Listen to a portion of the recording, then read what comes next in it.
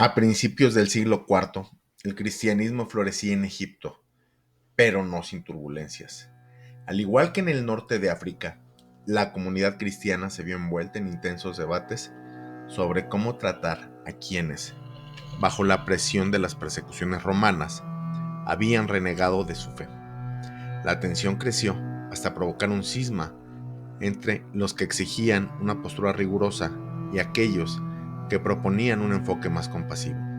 En medio de esta efervescencia doctrinal, emergió la figura de Arrio, un carismático presbítero de Alejandría, nacido hacia el año 260. Su postura teológica lo llevó a convertirse en uno de los personajes más controvertidos de su tiempo. Arrio, influenciado por el teólogo Orígenes, comenzó a predicar que el Hijo no era eterno como el Padre, sino su primera creación. Hubo un tiempo en que el Hijo no existía, afirmaba.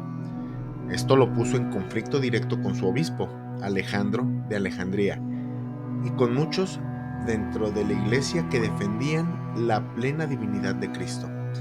El conflicto escaló rápidamente. En el año 318, Arrio fue declarado hereje y desterrado tras un sínodo en Alejandría, pero el exilio no silenció su mensaje.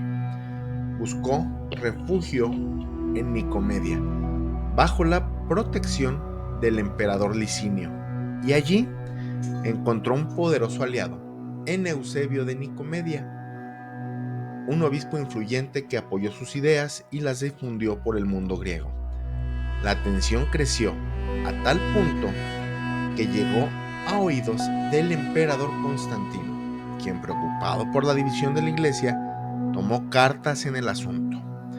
Para evitar que la disputa pusiera en peligro la unidad del imperio, Constantino convocó el Concilio de Nicea en el año 325. Aproximadamente 300 obispos se congregaron en la ciudad para debatir la cuestión. El concilio fue presidido por el obispo Ocio de Córdoba. Fue un evento histórico sin precedentes. En la apertura, el emperador los instó a dejar de lado sus diferencias y alcanzar un consenso. Al final, se proclamó un credo, del que ya hablamos en un video anterior, que afirmaba que Cristo era de la misma sustancia, homo uosius, que el Padre, y rechazando así la doctrina de Arrio. La decisión del concilio no puso fin al conflicto.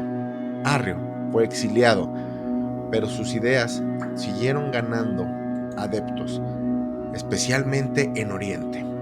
Roma, por su parte, se convirtió en un firme defensor de la decisión de Nicea. El obispo de Roma reforzó la condena contra el arrianismo y trabajó para consolidar el dogma en Occidente.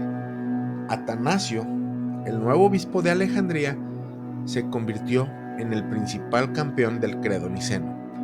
No concedió ni un centímetro ante los arrianos, lo que le costó el destierro en varias ocasiones.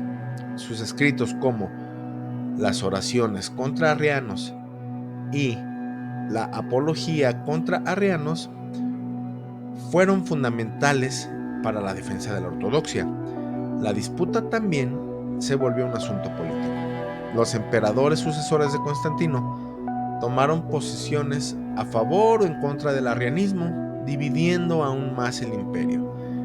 Mientras que en Oriente el arrianismo encontró apoyo, en Occidente la postura nicena prevaleció con mayor fuerza.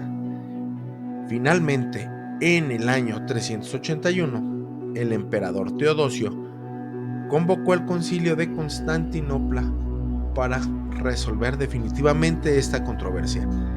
Este concilio reafirmó el credo de Nicea y consolidó la doctrina de la Trinidad.